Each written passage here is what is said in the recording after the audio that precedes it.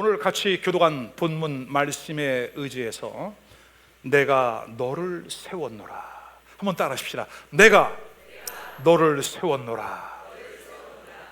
지난 금요일 날 우리 이스라엘 선교사님이 오셔서 정말 얼마나 강력한 은혜로운 도전의 말씀을 주셨는지 몰라요.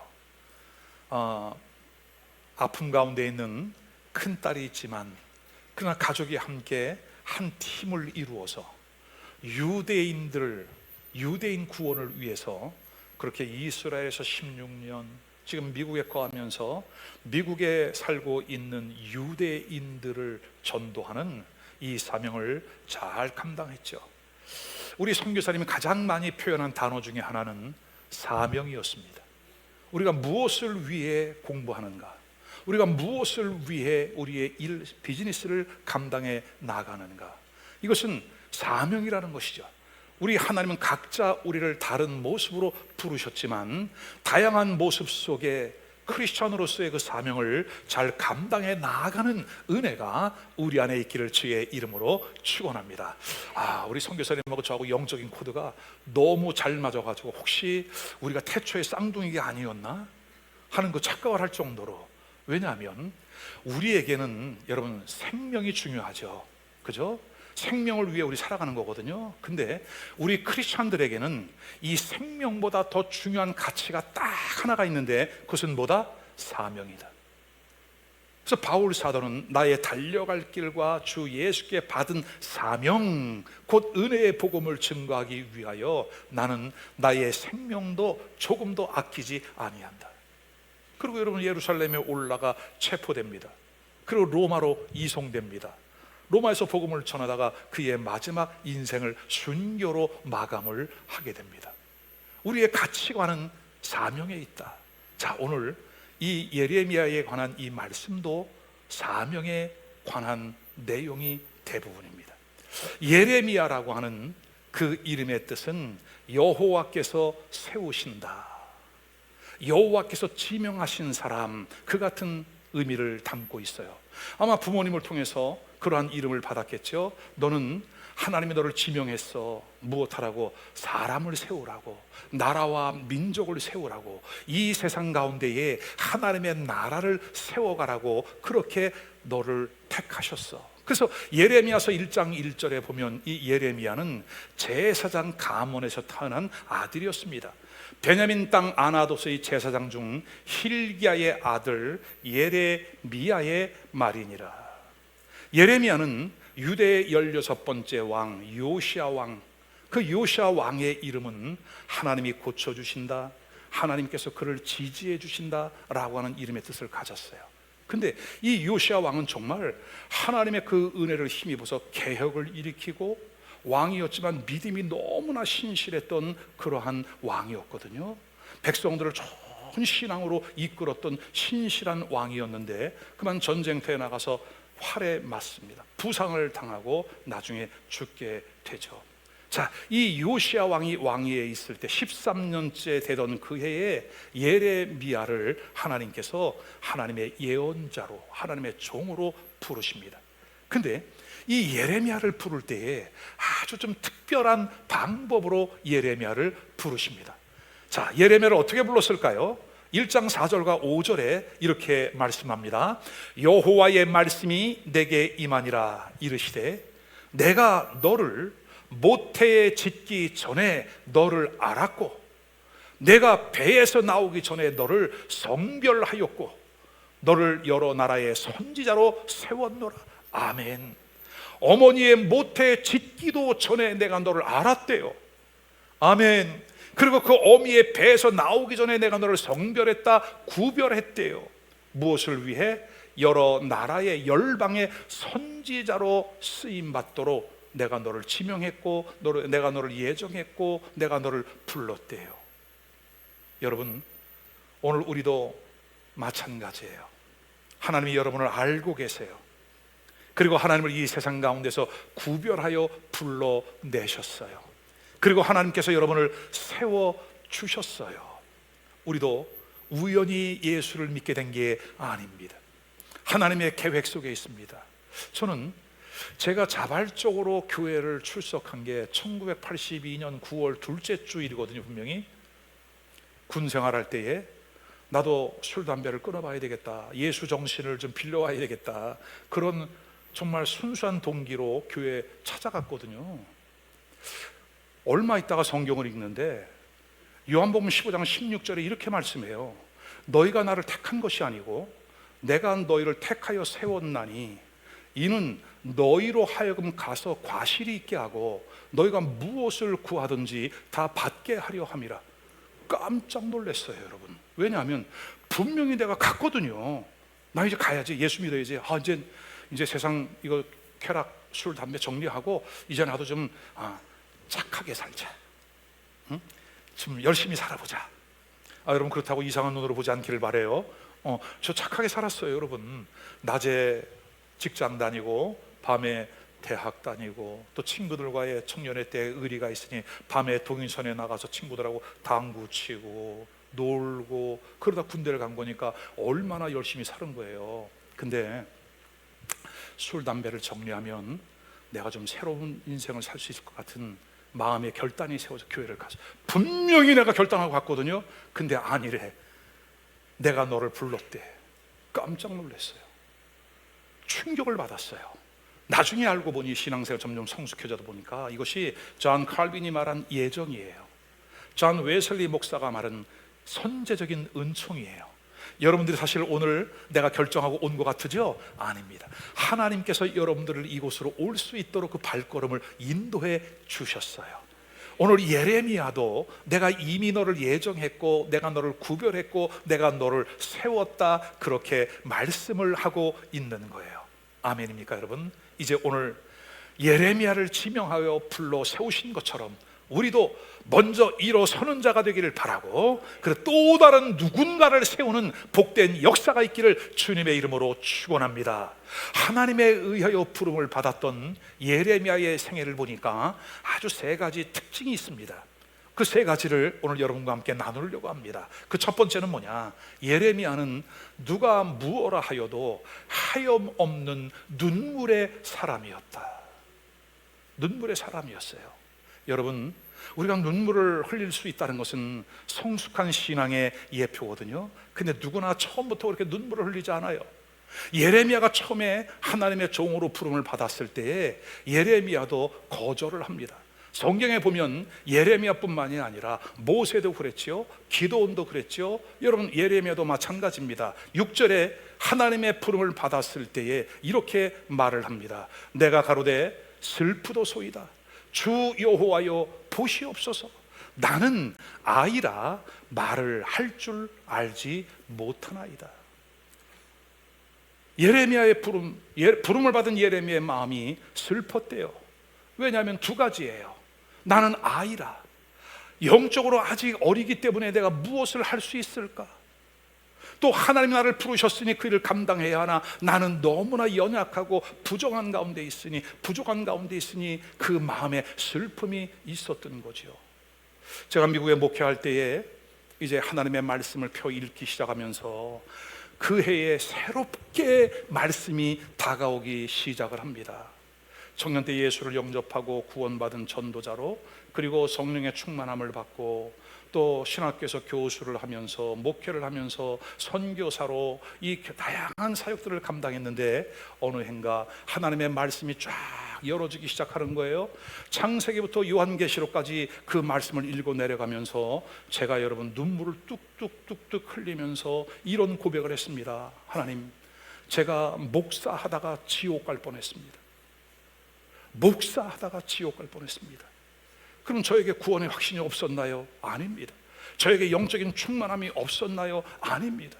누구보다도 확실한 구원의 확증이 있었고 영적인 은혜가 있었고 남달리 선교사로 가서 사명을 감당하고 한 도시를 복음화시키는 그 일들도 일어났고 세계 최고의 선교학에 유명한 학교에 가서 박사과정을 공부를 했고 워싱턴 지역의 한인교회 연합회 회장도 하고, 그러나 하나님의 말씀에 비추어 보니 큰일 났다. 나는 지옥 갈 것 같아. 말씀이 새롭게 저에게 다가왔어요. 내가 목사가 괜히 됐나 봐. 목사가 무엇인지를 알았다면 내가 이렇게 목사가 되는 게 아니요, 그 말씀이 그렇게 큰 두려움과 부담으로 다가와요. 목사를 그만할까? 근데 지금 목사를 그만두는 것은, 성부, 성자, 성령의 이름으로 안수받은 그 안수를 거절하는 것은 신성모독이야. 더 큰 죄야. 그러면 방법은 한 가지야. 어떤 거예요? 말씀대로 살아가는 것 외에는 방법이 없는 거예요. 저의 마음속에 큰 부담에 눈물을 쏟아냈어요. 아마 예레미야의 마음이 그러지 않았을까요? 내가 가로되 슬프도소이다. 주 여호와여 보소서, 나는 아이라 말할 줄을 알지 못하나이다. 왜 말을 못해요? 여러분, 예레미야가 어릴 때부터 아버지가 제사장이었고 교회를 섬기는 일을 눈으로 보면서 자라왔던 그런 예레미야가 아니겠습니까? 하나님은 이렇게 자기 자신이 부족하다고 말하는 예레미야에게 이렇게 반응하여 주십니다. 7절 8절, 여호와께서 내게 이르시되 너는 아이라 하지 말고 내가 너를 누구에게 보내든지 너는 가며 내가 내게 무엇을 명하든지 너는 말할지니라. 너는 그들을 일하여 두려워 말라. 내가 너와 함께하여 너를 구원하리라. 누구의 말이라? 나 여호와의 말이라. 아멘.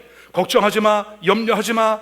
너는 한 가지만 해. 내가 너에게 누구에게 보내든지, 내가 너에게 무슨 말을 하라고 하든지 너는 내가 명한 그것만 너는 감당을 해. 걱정하지 마. 내가 너와 함께 할 것이야. 아멘. 여러분, 오늘 우리도 때로는 낙심하고 실망하고 내 자신의 형편을 보니 과연 내가 이게 예수 믿는 게 맞나라고 하는 그 어떤 회개, 후회가 있죠, 여러분. 그죠? 반성이 있죠. 그러나 오늘 우리 하나님이 말씀하십니다.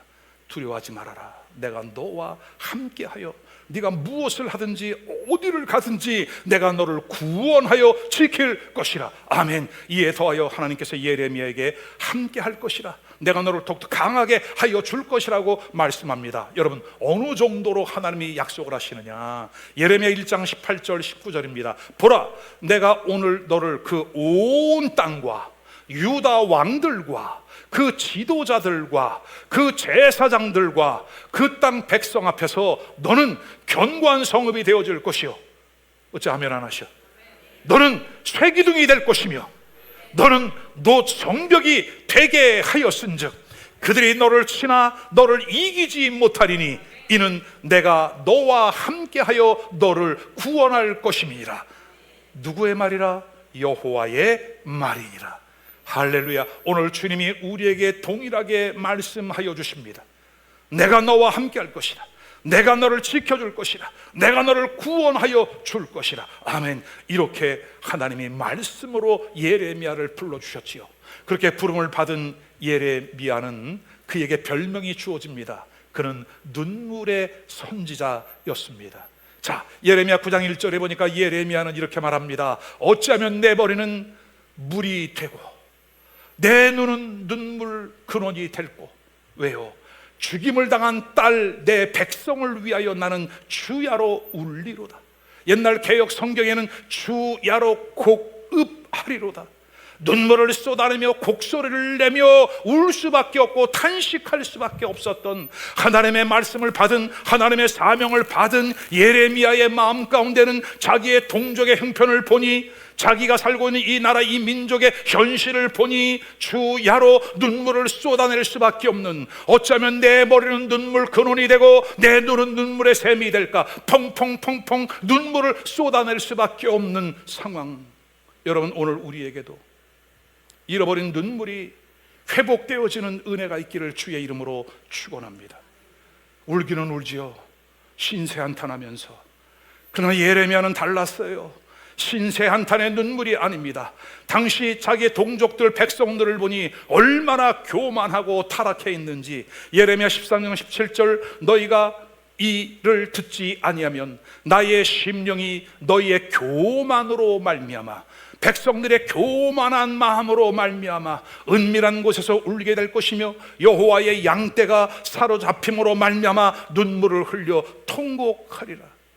당시 하나님의 택한 백성 이스라엘 백성들이 말씀을 따라 살아가야 되는데 점점 말씀을 떠나더니 그 마음이 교만해지기 시작을 한 거예요. 여러분, 교만이라고 하는 것은 무엇입니까? 하나님이 없어도 얼마든지 내가 살아간다라고 하는 거예요. 이런 사람들이 어디에 많이 있나요? 교회에 많이 있는 거예요. 여러분, 이런 사람들이 지금 누구였나요? 하나님의 택한 백성이라고 하는 이스라엘 백성들이 그렇게 마음 가운데 교만하여 하나님을 떠나게 되었다는 거죠. 결국은 여호와의 양떼가, 하나님의 사랑을 받았던 그 양떼가 사로잡힘으로 말미암아 나는 눈물을 흘려 통곡하게 될 것이라.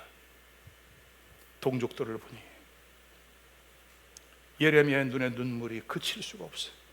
두 번째는 당시 유다가 처했던 그 나라의 혼돈, 나라의 불안 때문이었습니다.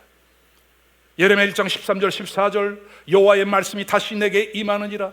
이르시되 보라, 내가 무엇을 보느냐? 대답하되 끓는 가마를 보나이다.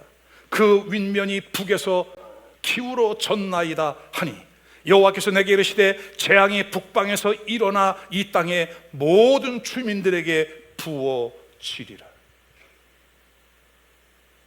북왕국 이스라엘은 이미 130년 전에 아수르에게 멸망을 당했어요. 포로로 끌려가 망했어요. 여러분, 나라가 사라졌어요. 하나님께서 예레미야를 불러 말씀을 받았는데 그 말씀 가운데 있는 예레미야에게 하나님이 환상을 열어주시는 거예요. 네가 무엇을 보았느냐? 네, 끓는 가마가 펄펄 끓는 그 가마가 기울어졌나이다. 남쪽으로 기울어졌나이다. 북왕국 이스라엘은 망했고 이제 남왕국 유다마저도 그 끓는 가마가 기울어져 있나이다. 예레미야가 볼 때 너무나 심각한 상황을 이스라엘이 만나고 있는 거예요. 이스라엘이 볼 때 이 민족이 살 수 있는, 이 나라가 살 수 있는 유일한 길은 하나님께로 돌아가자, 철저한 회개를 하고 하나님께로 돌아가자, 하나님께로 돌아가자, 회개하라. 이것이 예레미야의 외침이었거든요. 사람이 듣질 않아요. 그의 눈에 눈물을 하염없이 쏟아낼 수밖에 없었다는 거죠. 사랑하는 여러분, 지금 오늘 우리도 마찬가지입니다. 여러분의 눈에 눈물이 마르지 않기를 바랍니다. 내가 지금 영적인 상태가 건강한가, 변질되었는가, 타락했는가, 그것을 알 수 있는 척도는 이겁니다. 내가 눈물을 흘려본 적이 언제인가? 하나님께서 나를 구원해 주신 구원에 대한 감격 때문에 눈물. 여러분, 구글에서 한번 전 세계 지금 신앙의 지도를 한번 펴보시길 바라요. 전 세계 인구 80억이 넘는 사람들 중에 얼마나 많은 사람들이 우상 이방신을 믿고 있는지, 정말 우리가 예수 그리스도를 믿고 구원받은 사람들은 전 세계 인구의 몇 %인지, 그리고 주일날 하나님의 성전에 나와 이렇게 하나님을 예배하며 감사하며 마음껏 찬양을 올려드리고 기도할 수 있는 이 놀라운 특권, 과연 몇 %나 누리고 있는지, 그 많은 사람들을 대표하여 나를 구원해 주신 것에 대한 감사, 아멘, 감사의 눈물. 또 하나는 아픔의 눈물인 거죠. 여전히 하나님께 돌아오지 아니하고 있는, 패역한 길로 있는, 놓여 있는 세계 나라와 민족과 열방, 이 민족, 우리 동족, 북한, 그리고 지금 우리 현 시대에 우리 다음 세대 자녀들에 이르기까지 그들의 영혼을 생각하니 예레미야의 눈에는 눈물이 흐를 수밖에 없었다. 우리 조국이 처한 현실, 눈물이 마를 수 없다. 여러분, 다시 한번 우리 안에 이 구원의 감격, 눈물이 회복되기를 바라요. 자다가 벌떡벌떡 일어나서 감사할 수 있기를 바라요, 여러분. 그리고 하나님의 자녀답게 살지 못한 것에 대한 철저한 회개가 일어나는 회개의 눈물이 우리 안에 있기를 주님의 이름으로 축원합니다. 이렇게 예레미야는 그 시대를 향하여 하염없는 눈물을 쏟아낸 눈물의 사람이었다. 오늘 하나님의 성령께서 우리 사랑하는 성도들의 마음 가운데도 이와 같은 마음을 주셔서 나의 사랑하는 가정의 구원을 위하여, 이 나라, 이 민족의 회개와 구원을 위하여 눈물을 쏟아내며 기도해 나갈 수 있는 사랑하는 성도들 되시기를 주의 이름으로 축원합니다. 두 번째는 눈물을 쏟아내는 사람의 마음은 겸손한 거죠. 겸손한 그 심령에 하나님이 부어주시는 은혜가 있으니 말씀을 부어주기 시작합니다. 근데 우리에게는 말씀이 주어져 있습니다. 이미 여러분 가정에 성경책 있지요? 여러분 지금 성전에 와서 예배를 드릴 때마다 하나님의 말씀을 듣지요? 근데 이 말씀을 읽고 말씀을 듣고 있지만 이 말씀이 나에게 직접적으로 움직이는, 나의 삶을 변화시키는, 나의 삶을 완전히 바꾸는 그 역동적인 레마의 은총이 경험되어져야 되는데, 오늘 하나님은 예레미야에게 그와 같은 은혜를 허락하시더라. 자, 우리 7절과 8절을 다시 한번 보겠습니다. 여호와께서 내게 이르시되 너는 아이라 하지 말고 내가 너를 누구에게 보내든지 너는 가라. 그리고 내게 무엇을 명하든지 너는 말할지니라. 너는 그들을 두려워하지 말아라. 내가 너와 함께하여 너를 구원하리라. 나 여호와의 말이니라. 사랑하는 여러분, 내가 지금 어떤 형편에 있든지 앞으로 우리에게 어떠한 일들이 전개되어지든지 조금 더 미리 염려하지 말고 두려워하지 말고 우리와 함께 하시는 하나님의 역사를 신뢰할 수 있기를 주의 이름으로 축원합니다. 나는 아이입니다, 말을 못합니다. 그렇게 이유를 만들어 가는 예레미야에게 우리 하나님은 이렇게 말씀하십니다. 8절, 너는 그들을 인하여 두려워하지 말고 내가 너와 함께하여 너를 구원하리라. 나 여호와의 말이니라. 그리고 이렇게 말씀해 주십니다. 9절입니다. 여호와께서 그 손을 내밀어 내 입에 대시며 내게 이르시되 보라, 내 말을 내 입에 두었노라. 따라합시다. 보라, 내가 내 말을 내 입에 두었노라. 하나님의 손을 내밀어 입에 대시면서 걱정하지 마라, 내가 내 말을 내 입에 두었노라. 할렐루야. 여러분, 하나님의 말씀 죽고 사는 권세가 어디에 있느냐? 하나님의 말씀에 있음을 믿으시기를 바랍니다. 그래서 우리 예수를 믿는 믿음의 사람들이 말씀을 경험할 수 있어야 돼요. 이 말씀을 통해 예수 그리스도를 만날 수 있어야 돼요. 이 말씀을 통해 다시 일어서는 사명, 부르심, 소명을 받으면서 우리가 기쁨과 감사로 살아갈 수 있어야 할 줄로 믿으시기를 바랍니다. 하나님은 나는 어린아이와 같다고 여러 가지 이유를 들어서 변명하는 거예요. 나는 약하다고, 나는 예수를 믿은 지 얼마 되지 않는다고, 나는 사업이 있고 일터가 있어 바쁘다고, 시간 쪼개기 어렵다고, 그렇게 다양한 이유, 알리바이를 만들고 있는 우리에게 우리 하나님 단호하게 말씀하십니다. 보라, 내가 내 말을 내 입에 두었노라. 하나님의 말씀이 우리에게 임하시면 그 말씀을 통해 하나님이 우리의 인생을 이끌어 가시는데, 여러분이 살아가는 것보다 100배, 1000배, 10,000배 놀라운 역사로 이끌어 가시는 것을 여러분 믿으시기를 바랍니다. 아멘. 구약 성경을 기록한 구약의 예언자들이 있습니다. 대선지, 소선지 이렇게 나뉘어지는 거죠. 대선지는 이사야, 예레미야, 에스겔, 다니엘, 이 네 권의 성경 저자를 대선지서로 분류를 합니다. 대선지서는 위대한 일을 했기 때문이 아니라 성경의 분량이 많이 기록되어 있기 때문에 그래요. 근데 여러분, 이사야나 예레미야나 에스겔이나 다니엘 공통점이 뭐냐면 그들을 부르실 때 하나님이 말씀을 주세요. 그들을 부르실 때에 하나님의 말씀으로 언약을 맺어주세요. 아멘이에요, 여러분. 자, 이사야 51장 16절 이사야입니다. 내가 내 말을 내 입에 두고 내 손 그늘로 너를 덮었나니. 오늘 여러분들에게 하나님의 말씀이 임하는 은혜가 있기를 주의 이름으로 축원합니다. 내가 나의 말씀을 너에게 주느냐? 이는 내가 하늘을 펴며 땅의 기초를 정하며 시온에게 이르기를 너는 내 백성이라 말하기 위함이라. 우주 만물을 창조하신 하나님, 말씀으로 역사하시는 하나님, 아멘. 그 하나님이 우리 하나님이시라. 그것을 백성들에게 알려라. 만민에게 나가 이 말씀을 전파하라. 그렇게 하기 위하여 내가 내 말을 너의 입에 두었다. 아멘. 자, 에스겔, 예레미야는 지금 말씀을 전하고 있습니다. 에스겔이 부름을 받습니다. 하나님이 이렇게 말씀하십니다. 인자야, 내가 너에게 주는 두루마리를 내 배에 넣어라. 두루마리는 모세 오경에 기록된 하나님의 말씀 두루마리입니다. 그 두루마리를 너 배에 넣으며 내 창자에 채워라. 말씀을 꽉 채워라. 여러분 어때요? 지금 내 안에 하나님의 말씀이 채워지고 있습니까?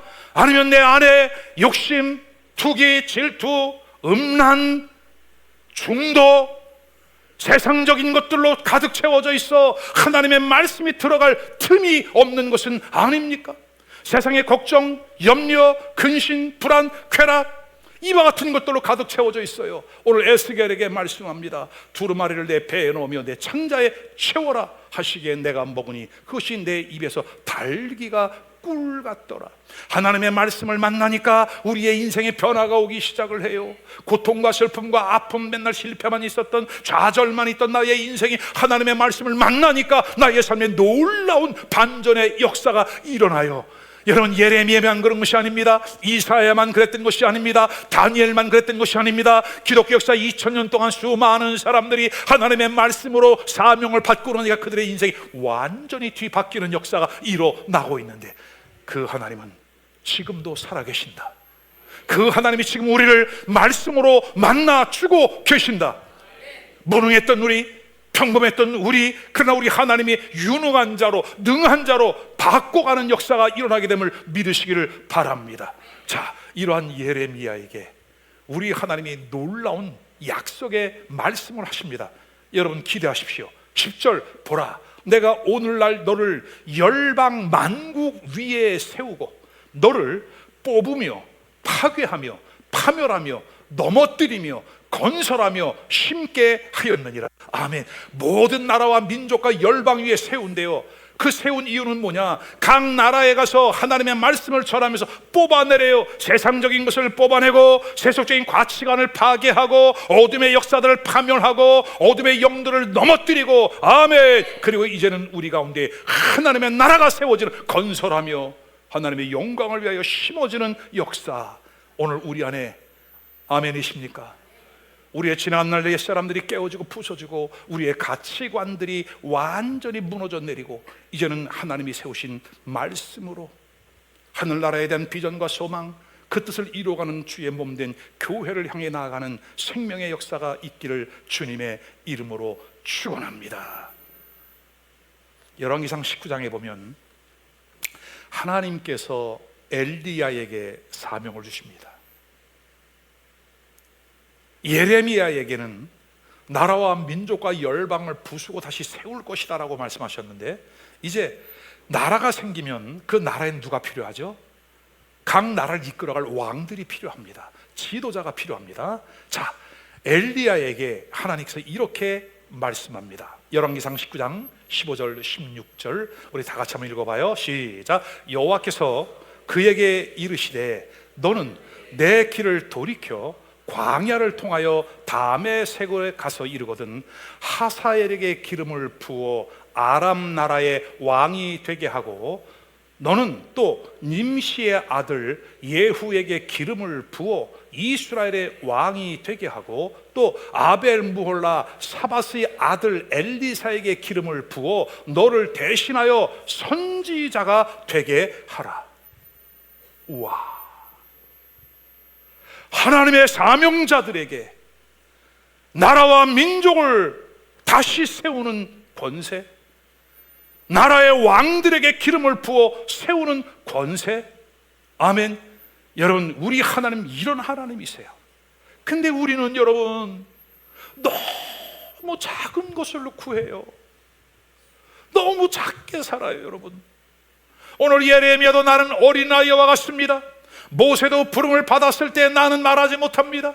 기드온도 나는 우리 지파는 마지막 지파입니다. 가장 작은 집안입니다. 다 이유를 만들어요, 여러분. 그러나 하나님의 말씀이 그들에게 임하는 순간 그들은 강력한 리더로, 지도자로 세워져서 그 시대를 움직여갔던 것을 성경은 우리에게 말씀하고 있다면, 시대는 바뀌고 인물은 바뀌었어도 그 하나님은 여전히 지금도 우리 가운데 역사하고 일하신다.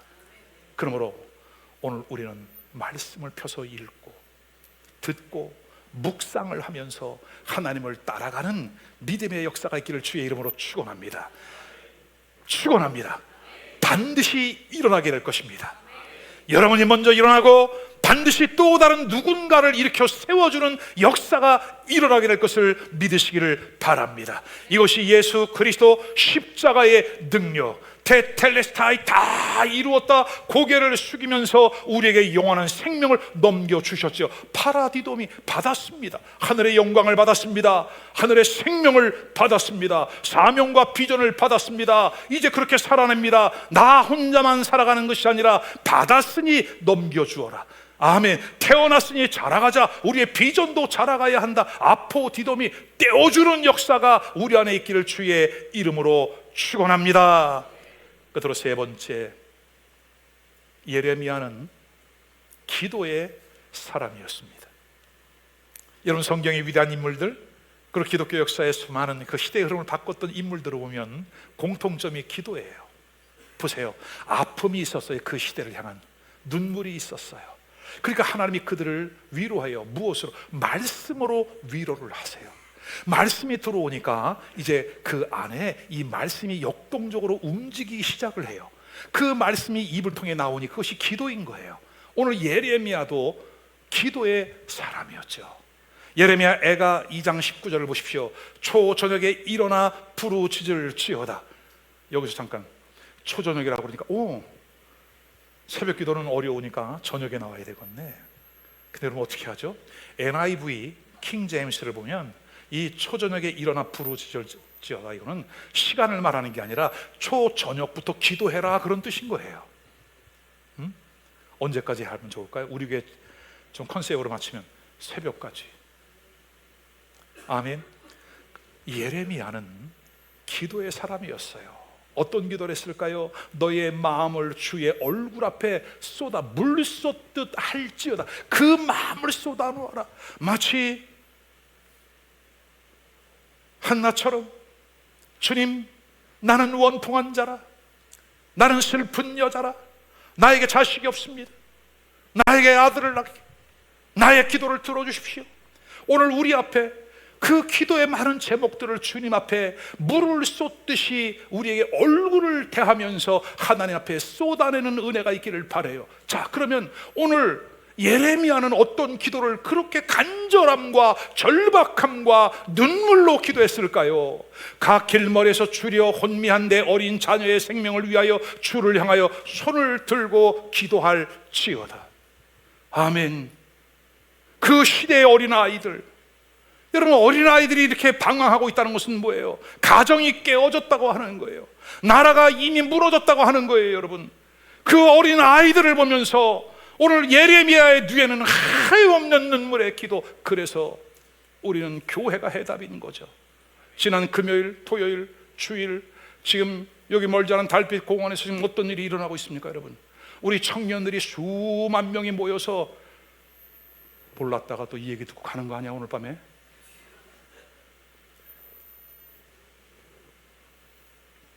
락 페스티벌, 광란의 밤이지. 이 아이들의 영혼을 다 훔쳐가는 거지.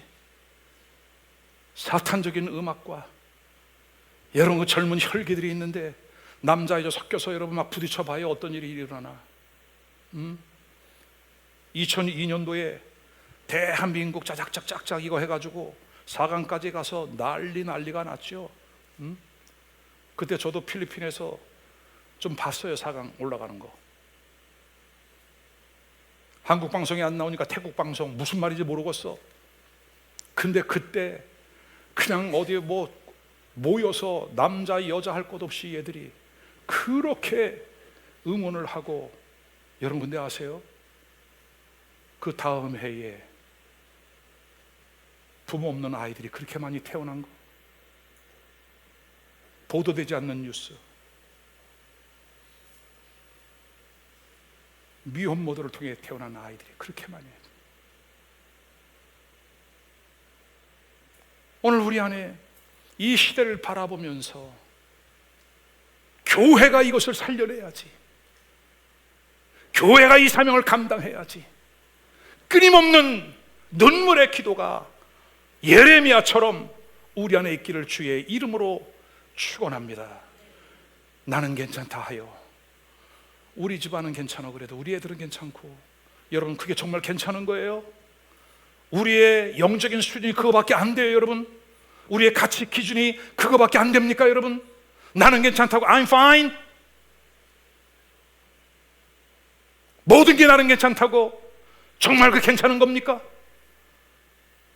오늘 예레미야와 같은 눈물이 있기를 바라고, 예레미야와 같은 말씀이 우리의 삶의 기준이 되어지는 은혜가 있기를 바라고, 그리고 예레미야처럼 기도하는 믿음의 성도들 되시기를 주의 이름으로 축원합니다. 아멘. 이제 간증을 한 가지 하고 오늘 말씀을 마치려고 합니다. 독일 베를린에 있는 교회가 있습니다. 2차 대전이 발발하고 나서 1943년부터 이 교회는 이제 전 세계의 평화를 위하여 기도하기 시작을 했습니다. 2차 대전 전쟁의 발발 원인은 무엇인지 여러분 잘 아시죠? 독일 교회가 기도하기 시작을 했습니다. 2차 대전이 마감될 때까지 기도가 끊이지 않았던 교회였습니다. 시간이 흘렀습니다. 그 교회가 건축할 때 지었던 빛을 갚지를 못했습니다. 교회가 경매에 넘어가게 됐습니다. 교회가 경매에 넘어가던 그날 저녁이었습니다. 미국의 한 크리스찬 사업가가 여행을 하던 중에 교회 근처의 호텔에 머물게 되었습니다. 몸은 피곤한데 이상하게 잠이 오지 않아서 마을을 산책하러 나갔습니다. 교회 옆을 지나가는데 교회 안에서 시끄러운 소리가 막 들리는 겁니다. 이게 무슨 소리일까 궁금한 마음으로 들어가 보았습니다. 이제 교회 건물이 경매에 넘어가서 막 경매가 지금 진행되고 있는 사실을 알게 되었습니다. 그 자리를 빠져나와서 이 교회를 쭉 돌아보기 위해서 살피던 중에 지하실에서 나는 기도 소리가 들려왔습니다. 내려가 보았습니다. 거기에 내려가 봤더니 노인 할머니의 그 헝클어진 머리와 눈물과 콧물이 범벅된 기도 소리였습니다. 그 할머니는 이렇게 기도했습니다. 하나님, 지금 위의 층에서는 우리 교회 건물 경매가 진행되고 있습니다.